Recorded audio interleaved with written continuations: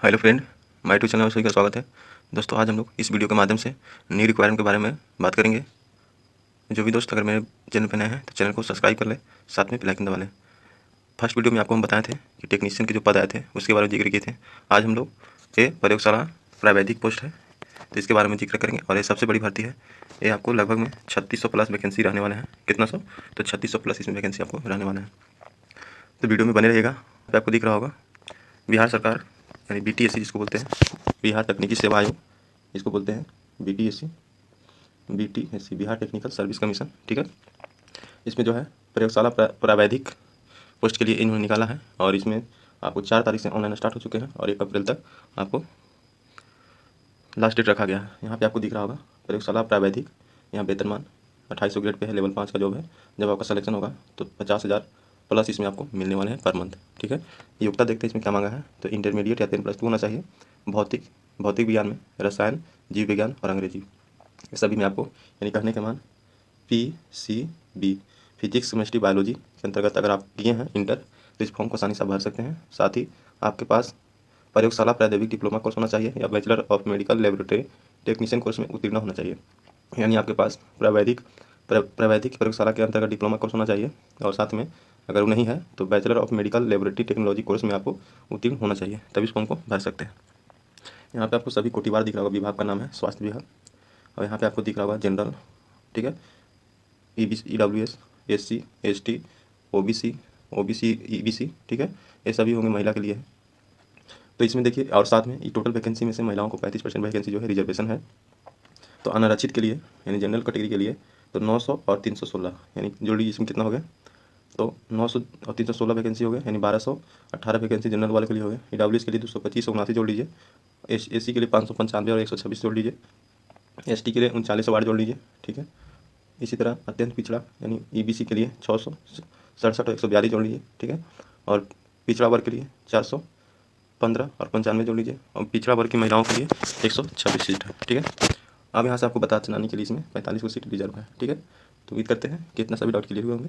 अब इसमें फॉर्म भरने के पीरियड में आपके पास क्या क्या आयु होना चाहिए और योग्यता क्या होना चाहिए, तो इसके बारे में हम जिक्र करेंगे। आयु सीमा जो है 1 अगस्त 2024 तक आपके पास 18 वर्ष होना चाहिए, यानी न्यूनतम 18 वर्ष चाहिए और अधिकतम 37 वर्ष के हैं।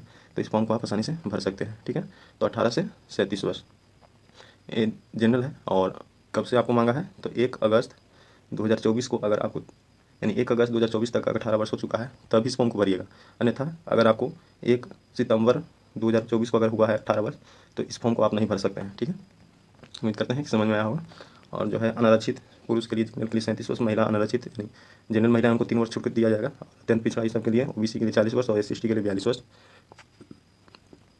रिजर्व किया गया। ठीक है, आपको आयोग द्वारा मैट्रिकुलेशन या समतुल्य प्रमाण पत्र में अंकित उम्मीदवार की जन्म तिथि की मानदेय अगर आपके पास जो मैट्रिक का सर्टिफिकेट होता है उसी के आधार पर डिस्काउंट किया जाएगा। ठीक है, अब देखिए आरक्षण के लिए सबसे पहले क्या है, तो आरक्षण के लिए जनरल कैटेगरी जो है उनको आरक्षण नहीं दिया जाएगा। ठीक है, बाकी SC ST जो है उनको आरक्षण दिया जाएगा। उसके लिए आपके पास जाति प्रमाण पत्र होना चाहिए, स्टेट का डोमिसाइल प्रमाण पत्र होना चाहिए। ठीक, उसी तरह से OBC के अत्यंत पिछड़ा के लिए भी डोमिसाइल चाहिए और क्रीमी लेयर चाहिए, NCL। फिर आर्थिक रूप से कमजोर है उनको लिए भी डोमिसाइल चाहिए और EWS चाहिए। ठीक है, अब देखिए केवल जाति प्रमाण पत्र के आधार पर पिछड़ा वर्ग अत्यंत पिछड़ा वर्ग के उम्मीदवारों को आरक्षण का लाभ देते नहीं होगा। अगर कोई भी कैंडिडेट है तो अगर जाति सिर्फ डालते हैं तो आपको इसमें आरक्षण नहीं दिया जाएगा। पिछड़ा अत्यंत पिछड़ा वर्ग के समुदाय हेतु क्रीमी लेयर रहित प्रमाण पत्र संलग्न करना अनिवार्य है, यानी NCL आपको डॉक्यूमेंट जो है हर हाल में इसमें इंक्लूड करना होगा, तभी आपको आरक्षण मिलेंगे। क्रीमी लेयर रहित प्रमाण पत्र से इतर अन्य जाति प्रमाण पत्र नहीं मान्य होगा, यानी क्रीमी लेयर के अलावा अगर कोई भी आप जाति देते हैं तो ये मान्य नहीं होगा। ठीक है, जब फॉर्म भरिएगा तो आपको कोटिवार इसमें मांगा जाएगा। तो SC के लिए 1 डालना है, ST के लिए 2 डालना है, EBC के लिए 3 डालना है, BC के लिए 4 डालना है, EWS के लिए 5 डालना है और WBC महिला के लिए 6 डालना है। ठीक है, अब दिव्यांग का दावा करने वाले अभ्यर्थी को दिव्यांगता का जांच आयोग स्तर पर भी मेडिकल बोर्ड गठित कर पूर्ण किया जाएगा। अगर जो भी विकलांग कोटे के अंतर्गत है तो उनको मेडिकल से गुजरना होगा, क्योंकि उन्होंने बोला है कि हम अपना खुद से उनको मेडिकल कराएंगे कि क्या उस रियल में वो विकलांग है कि नहीं है। अब आते हैं आवेदन शुल्क कितना आपको लगेंगे, तो आवेदन शुल्क जो है जनरल कैटेगरी के होंगे OBC तो उनको 600 रुपये देना होंगे। ठीक है, और SC ST के लिए 150 रुपये देने होंगे और ST के लिए भी 150 रुपये देने होंगे। और किसी भी राज्य से महिला यानी बिहार के छोड़कर किसी भी राज्य के महिला पुरुष होंगे उनको 600 रुपया ही पे करना होगा। ऐसा नहीं कि कोई भी महिला अगर अदर स्टेट के हैं तो उनको 150 देना होगा, नहीं, आपको हर हाल में 600 रुपया ही देना होगा। आप जनरल में काउंट किए जाएंगे महिला या पुरुष। ठीक है, बाकी जो है निवासी हैं बिहार के तो आपको कोई भी कैटेगरी के हैं जनरल हो तो जनरल महिला हो, ठीक है, SC ST OBC कोई भी जाति के हों तो उनको 150 ही देना होगा, लेकिन अदर स्टेट के होंगे उनको 600 रुपये देना होगा, ठीक है।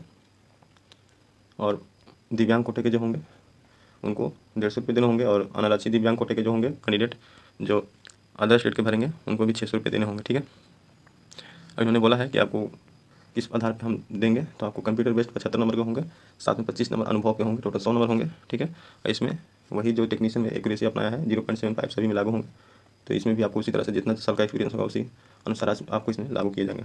आते हैं, एक पहले आपको कंप्यूटर बेस्ड यानी CBT से गुजरना होगा, और ये 100 क्वेश्चन होंगे, 100 मार्क्स का होंगे, 2 घंटे का पेपर होगा। कितना का होगा? 2 घंटा का। इसमें आपको 100 क्वेश्चन दिए जाएंगे, और इसमें जो है diploma in medical laboratory technician के स्तरीय पर आपको पूछे जाएंगे, यानी डिप्लोमा मेडिकल स्तरीय के आधार पर क्वेश्चन पूछे जाएंगे, और इसमें जो है CBT से आपको गुजरना होगा। अब क्या CBT होंगे तो इसमें निगेटिव तो मार्किंग होगा ही, हाँ तो बिल्कुल आपको होगा। 100 नंबर के होंगे तो अगर आप इसमें निगेटिव करते हैं तो यानी 1/4 निगेटिव आपको काट लिए जाएंगे, यानी 0.25 आपको निगेटिव काट लिए जाएंगे। आप 4 क्वेश्चन गलती करते हैं तो 1 नंबर सही वाला चला जाएगा, ठीक है। तो यहाँ पर इन्होंने बोला है कि निगेटिव मार्किंग लागू रहेंगे, और साथ में आपको नॉर्मलाइजेशन प्रक्रिया से गुजारा जाएगा, ठीक है। अगर आपको मार्क्स कम होंगे जिन कैटेगरी का, मान लीजिए कि एक कोई बंदा है और एक B बंदा है, ए बंदा का एक शिफ्ट में हुआ, दूसरा शिफ्ट में ईजी पेपर आ गया, B बंदा को मिल गया, तो B बंदा अच्छा नंबर ला लिया, लेकिन ये बंदा तो कर नहीं पाया, तो इसको नॉर्मलाइजेशन से गुजारा जाएगा, यानी B बंदा को A के सापेक्ष लाया जाएगा, ठीक है, या फिर ए बंदा को B के सापेक्ष लाया जाएगा, क्योंकि उसको हार्ड पेपर से गुजरना पड़ा। प्रतियोगिता परीक्षा में अभ्यर्थियों को अपने कोटि के अनुसार न्यूनतम अर्हताएं प्राप्त नहीं होने पर अभ्यर्थी को मान्यता रद्द की जाएगी, ठीक है। जो चीज़ इन्होंने मांगा है अगर आप नहीं देते हैं तो आपको मान्यता रद्द कर दिया जाएगा, ठीक है। अब बताइए कि इसमें कितना का कन्फ्यूजन होगा कि इन्होंने अगर आप एग्ज़ाम दिए तो इन्होंने कितना मार्क्स में पास किया है। तो आपको अगर जनरल OBC है, जनरल कैटेगरी के जो कैंडिडेट हैं उनको 40 नंबर लाना होगा, और OBC के कैंडिडेट होगा तो 36.5% लाना होगा, तभी आप पास कीजिएगा। और अत्यंत पिछड़ा होगा EBC होंगे तो 34% लाना होगा, और SC ST के महिला होंगे या फिर कोई भी जाति के होंगे महिला या पुरुष उनको 32% लाना अनिवार्य है। अगर उतना से कम लाते हैं तो आप डिस्क्वालीफाई कर देगा, ठीक है। अब यहाँ पे ऑनलाइन भरते समय आपके पास डॉक्यूमेंट जो दिया गया मैट्रिकुलेशन इंटरमीडिएट ये सभी आपको PDF फॉर्मेट में अपलोड करना होगा, ठीक है। और दिव्यांग सर्टिफिकेट जो भी है, जो चीज़ आप दीजिएगा वहाँ आपको सभी चीज़ का एकदम अच्छा से जांच पड़ताल किया जाएगा। और बाकी फोटोग्राफर के लिए इन्होंने दिया है कि आपको क्या होना चाहिए फोटोग्राफी के केस में, तो एकदम खींचा हुआ है, रिसेंटली होना चाहिए और अच्छी क्वालिटी में होना चाहिए, और ये आपको जो है अनुभव प्रमाण पत्र होना चाहिए, क्योंकि ये जो है आपको यहाँ से नहीं बनेगा, ये कोई अस्पताल से बनता है, ठीक है। तो आपको जब भी कॉन्ट्रैक्ट बेसिस पर काम किए होंगे सभी इसमें आपको भर के देना होगा। दोस्तों उम्मीद करते हैं कि सभी डाउट इस वीडियो में क्लियर होंगे। अगर वीडियो अच्छा लगे तो ज़्यादा से ज़्यादा लाइक कीजिएगा और अपने दोस्तों के पास शेयर कीजिएगा, ठीक है। दोस्तों मिलते हैं नेक्स्ट वीडियो में, बहुत बहुत धन्यवाद।